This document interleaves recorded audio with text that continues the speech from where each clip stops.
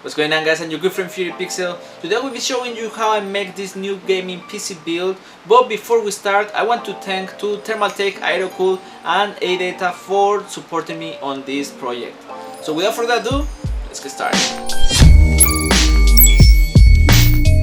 Starting off with the case, we have the AeroCool DS230. AeroCool's newest PC case on the market so far. The DS stands for Dead Silence, and it lives up to its name, with its noise dampening materials that are positioned on the top and both side panels to reduce the noise induced by the interior, and LED lighting on the front, top and bottom and around of the bottom case. The ones you can change the color and lighting effects.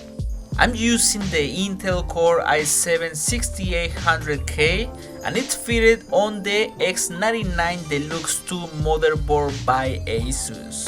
The motherboard features a controllable RGB lightings, 8 DDR4 3333 OC support, and it also comes with USB 3.1 Type-C and Thunderbolt 3 port. I opt for the Ring Silent 12 Red from ThermalTake as my CPU cooler. It's a 120mm 11 fan blade design, allows you for better airflow that results in a very impressive cooling performance. For the cooling system, I added 2 Ring 14 LED RGB on the front and 1 12 LED RGB for the RAID. These fans are from ThermalTake, and it comes with a smart fan controller which allows you to change the LED colors and mode. You can choose between red, blue, white and green solid colors. The cycle mode can go through 256 colors. You also can select your favorite color by switching the cycle color mode and pausing the cycle mode with the play and pause button. And of course you can opt to disable the LED lights. For the PSU, we have the KCAS Modular 1200W by AeroCool. It has a 14 cm high performance cooling fan that is surprisingly silent. The mesh sleeve modular cable sockets that makes cable management a lot easier. I connect everything with custom red and black cables from ThermalTake, which fit perfectly with this black and red PC build. For the RAM, I'm using 2 XPG Z1 DDR4 8GB memory modules by ADATA, which adds up to be 16GB in total.